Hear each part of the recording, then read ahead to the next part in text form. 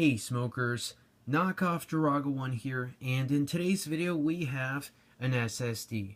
Now this is pretty cool because we can look at it, we can hold it, but when it comes to actually using it, it's not really useful because it's not inside of a computer. So today we're going to be upgrading this Dell computer. Now if you were expecting a Power Mac upgrade, maybe someday in the future, but for now, dude, we have an Optiplex to upgrade. Now, even though I do have a couple of systems with SSDs installed, such as my 2012 Mac Mini, which has a 2TB SSD, most of my other machines have standard mechanical hard drives. Now, even though we don't have anything in the last two drive bays here, we do have two full-size standard hard drives in the Mac Pro. This has the 250GB factory hard drive, and this has a 1TB hard drive, which I've upgraded. And coincidentally, I actually took it from the Dell that's right here. So I'm able to actually use it with better speed and performance because it's using old macOS, which was actually super optimized for the time, especially because, you know, hard drives were standard back then. So I'm able to make use of the space here when it comes to iTunes. But at the same time, we can upgrade the Dell itself with a fast SSD because I do plan on installing Windows. Now this is probably the part of the video where you say, ugh, why Windows? How could you ever do such a thing? I thought you were a Mac guy. Well, I do use Macintosh systems, but as you can see, I also have other systems. Ew, why would you use Windows? Now, up until recently, I haven't really had many spare SSDs to have just laying around like this. And honestly, I probably need to get even more because I have a whole lot of other systems that could definitely benefit from one of these. But this is just a standard Samsung drive. It's only 128GB in size, which is nothing compared to, you know, modern drives nowadays. Now this is an older one. I believe it's from around 2015, but that is still plenty usable for a system like this because I'm going to be honest, I don't even know how often I'm going to use Windows on this thing, but I know that this has Windows 10 Home Edition like actually activated for it, so that's what I'm going to install because, well, it already works. I really don't have to do much setup apart from just removing like the extra bloatware, but it would still be nice to have a more modern Windows system just for the Windows side of things. I know that there's a couple of applications that I can't really utilize that much on Mac, but then again, I've also found solutions for how to use things on Mac, so it doesn't really matter anyways. But it's still going to be cool to have because I have this space to work with, and we might as well actually have the Dell up and running. This flash drive here has the Windows installer, so we can just put it into the Dell, install Windows, and hopefully have a up and running system. Before we install the SSD, we should take a quick look around the system itself. Now, from what I remember, this is around a 2014-2015 refresh because this isn't the first version of this design. Now, the earlier models, from what I can tell, have the handle on the side, which is really cool, but I'm fine with not having that because this actually has better specifications. Instead of having like a Sandy Bridge era processor, I'm pretty sure this has Haswell, so that would make it the 4th generation. That is, if I'm actually remembering the names right. And this also does have a newer Intel sticker. So this is obviously the newer design compared to the older Core i whatever stickers. And another giveaway is that this doesn't have 4 USB ports, this only has 2. So even though it would be nice to have 4 of these, I'm still fine with it because, again, we have the better specifications inside. And I just thought about this. Yes, it would be cool to Hackintosh a system like this. Having a Dell desktop run macOS would be cool, but that's not really a problem considering I've already got a decent amount of Macs to work with, and I still haven't fully optimized all of them yet. So I think this is going to be working just fine with Windows for now. Things can always change, but I'd rather just have a up and running desktop because this has just been sitting doing nothing for the past who knows how long. So of course we have the power button, an optical drive, which is nice, obviously the 2 USB ports that we talked about, and headphone and microphone jacks. We also have a very cool Dell logo, and this part here, which is copying the G5 design language, which is very nice.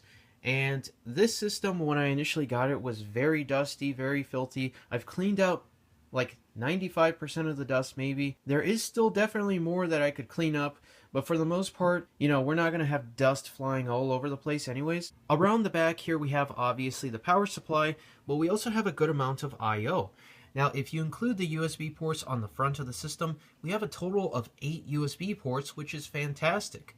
And not only that, the bottom two here are actually blue, which means that they are USB 3. Yeah, it's decade-old technology at this point, but just like the SSD, this is still pretty fancy for me. We also have Ethernet and DisplayPort, which is pretty funny because I don't even have any DisplayPort cables to actually make use of this connector, so I'll just be using standard VGA with the display here. And on the bottom, we also have 2 extra audio jacks. As for additional hardware, as you can see, we don't have anything currently installed right now, but this could be a very good upgrade path because it's very easy to upgrade these Dells. Inside the Dell computer, we have a Dell computer. Now, like I mentioned, I did clean up the majority of the system here, which is why there isn't dust going all over the place. And even though we do have pretty much stock components here, we do also have an upgrade. So as you can see, it's just the standard CPU cooler and the standard fan back here, but they are clean.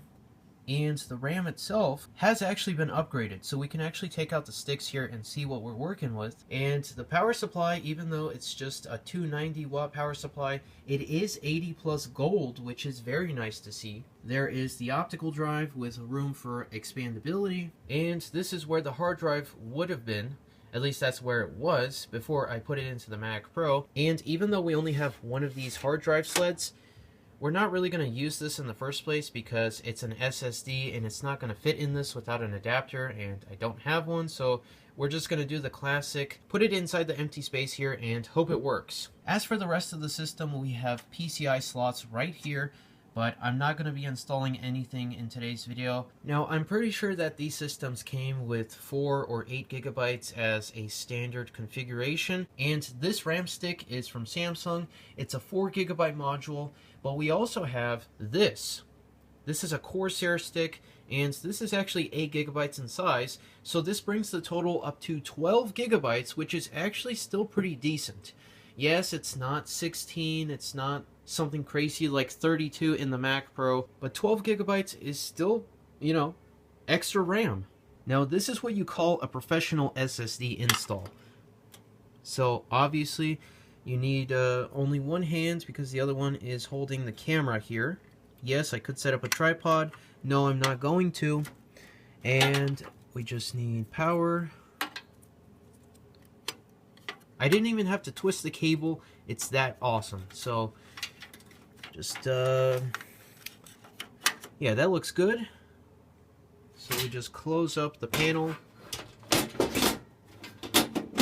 And there we go. Professionally installed in a very short amount of time. And even though this specific flash drive here is only USB 2, or at least I think it is only USB 2, I'm still going to plug it into the super speed port because we have that available. Now all we have to do is power this thing on, hope everything works, and maybe after this we'll actually have Windows on the machine. Oh, what's this? It's not organized? Well, this wasn't, I still haven't finished with this. It's just, you know what, it works. So we're going to plug in VGA right here. You didn't see that. Now we have keyboard and mouse. The keyboard itself has a USB hub, so the mouse is plugged into that. Audio, because we can. Was that actually the right one? It should be. And then we have a beige power connector, which is intended for the CRT display here, but because I have yet to actually, organize this setup, yeah, it works. Oh, this is optimal speaker placement, and it's only one sound channel, so the other one is right there. It's not even plugged in. The monitor here, actually, I think this is going to end up staying like this. Now, I talked more about this when I actually made the setup here with the CAD improvements. This thing is not mounted in any way, but the way it's been set up like this, it's been staying just fine, so I'm not going to really deal with it. It works.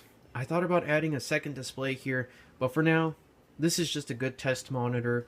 or really just a good monitor to have here because I don't have a stand for this and it can actually stay up. This is the keyboard we have, and well, yes, I could be using this with the Mac Pro. It's working here, and the USB hub makes it easier for the mouse. Of course, we have matching Dell accessories here, Dell keyboard with the Dell mouse. So let's just power up the setup here, and this will simultaneously power up the Power Mac, but we just need to power up the display, power up the Dell, and I'm pretty sure F12 is what we need to press to enter the boot menu. Preparing one-time boot menu, and yeah, it's only a USB 2 drive, but we still have it in the super speed because it's supposed to make it faster, right? Now that was actually really fast. We're already in the setup here, so we'll just click on install. We're going to select I don't have one because, like I mentioned, this does have the device activation, so you know it connects with the servers, and it says I have a license, so it is for Windows 10 Home, not Professional. And yes, I know that there's like the server editions where there's no bloatware at all, but for now we're just going to do this. Click on next and custom because, well, it should be empty.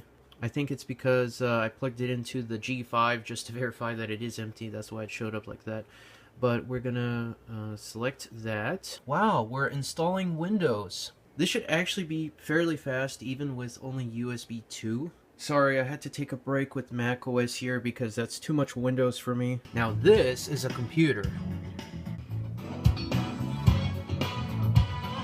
I thought this was going to take more time, but I feel like this is going to be done before the song is over. It's almost done at this point, and the song itself still has 3 minutes and 45 seconds. So it actually beat the song. Dude, you got a Dell! It's actually crazy to think that this is decade-old hardware, yet at the same time, it was able to load up into the setup here in just a couple of minutes. From a fresh SSD to this, it's actually pretty crazy. Now, I also have the Dell disconnected from the internet because I don't want to deal with the Microsoft account nonsense here, so we're just going to do a local account and then reconnect it once we're actually at the desktop. Now, believe it or not, I have actually used Windows 10 before, so I know what I'm doing here, which might seem crazy, but yes, it is true. Of course, I don't have internet.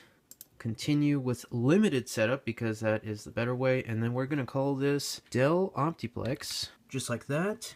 And this is the part where you deselect everything. I'm not even going to bother reading this because I know I don't need it. Not now. Wow, my personal computer running Windows 10. Wow, Windows 10. Browse the web with Microsoft Edge, the new browser recommended by Microsoft for your PC. So anyways, today we're going to be taking a look at old Safari on macOS Leopard here. But seriously, it's awesome to see we have a functional desktop now. I'm going to take some time to remove all the extra nonsense that I don't need, so basically search with the web. Even though this isn't my main system, I'd still do this because, well, realistically, I'm never going to use those features, and I'd rather have a cleaner Windows install. And the funny part about that is that it's probably going to take me way more time to actually do that instead of installing Windows itself. But it'll be worth it because, like I said, we don't need that extra stuff, and it'll just make the system that much faster.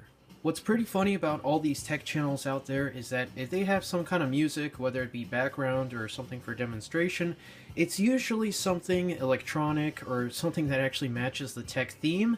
And then here I am with Bee Gees and Eric Clapton, because why not? Just because we have a whole bunch of old technology here doesn't mean that we should use the same old music.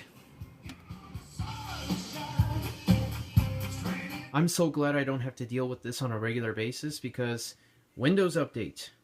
At least my regular Macintoshes, or I guess I should say ancient Macintoshes, work just fine. Sure, they're old, outdated, obsolete, but at least it doesn't bother me with this. Now, to be fair, this was obviously not a completely up-to-date installer, so it has some things to catch up on, and there's also like the actual, Dell driver software that still needs to be installed, so it's going to take longer than usual, but still, it's Windows Update, what do you expect? Even though modern Windows does work, let me just say that I'm glad it's not my only option. Windows Update is done for now. We have a normal start menu, a normal taskbar. The search actually works as intended, meaning that it only searches the local system and not the internet. What a crazy concept, I know. I've also uninstalled a whole bunch of applications that I know I'm never going to use, but I also installed some new ones such as Firefox, CPU-Z, Crystal Disk Info, Crystal Disk Mark, and Samsung Magician. Now what's funny about Samsung Magician is that it doesn't really properly detect this specific SSD, probably because it's an older one, but I don't really know, and honestly I don't really care. And here we have CPU-Z listing us the CPU, so it is indeed a Core i5, a 4570 clocked in at 3.2 gigahertz. It is indeed a Haswell model, or I guess like the lineup is called Haswell. Beyond that, I know there's like Coffee Lake, something Lake, and whatever else. Yeah, I don't really know the naming beyond this generation, but here are all the things that it does support.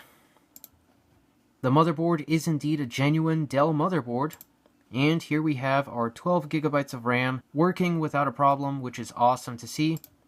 And because we are using the integrated graphics, it is the Intel HD Graphics 4600 chipset. Windows Update actually installed the HD Graphics application thing where you can like select if you want to do performance or whatever mode. And Crystal Disk Info alongside Crystal Disk Mark are fantastic tools to have, especially when it comes to testing SSDs, hard drives. So here are the benchmarks. It's pretty standard for a SATA drive like this.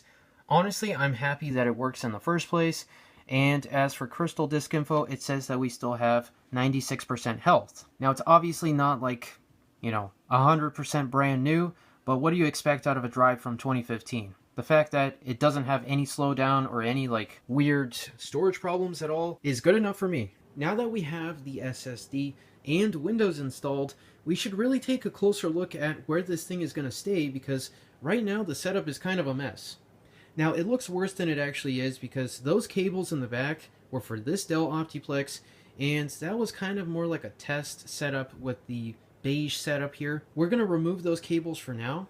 This will return someday in the future, but this thing will require some work in terms of like the hard drive itself, just cleaning up Windows, maybe a fresh install. So for now, this is going to go off to the side, and those cables will be organized so that way they're not at least an eyesore. And we're also going to fix this amazing speaker placement because that is obviously a part of the beige setup, and that was just for testing to have audio for this. I do have some extra desktop speakers that I could probably use here, but for now it's not super essential, so I guess that's something we can do in the future. And there we have it. The Dell Optiplex is now the first official PC in the setup here, and even though it could still be improved upon, mainly like all this nonsense here and those iOS devices should not be there, the setup itself is usable. We have a keyboard, a mouse. The speakers will be another thing, but we always have the beige setup for audio if we do need to use it for some reason. But so far, it's looking fantastic, and it's only going to improve with time. As we have a PC tower here, and we continue to add more PC towers, if for some reason we need to do maintenance on the cables or whatever, we can just remove the panels as needed, reinstall them when we're done, and just like that, the setup is looking really awesome. We're only just getting started with this setup. We've got a variety of different computers to install here. This Optiplex is basically just to have something to start with. So we actually have a usable PC. It's a more modern PC, and we have a lot of versatility because not only can we use a modern system, we can use a retro system because obviously the beige setup. If you enjoyed today's video and you want to see more content like this, then consider leaving a thumbs up. And if you want to stay updated on the setup as a whole, whether it be the PC area, the Mac area, all of this awesome technology in use, then consider subscribing. I've got so many other cool devices that are just waiting to be used. I just have to get to it at some point. But that's the whole idea behind these videos, to actually make use of what I have and showing you guys the journey, because half the fun is just setting it up. Thank you very much for watching, and as always, I'll see you in the next one. How could you use Windows? I'm unsubscribing! Now this is more like it.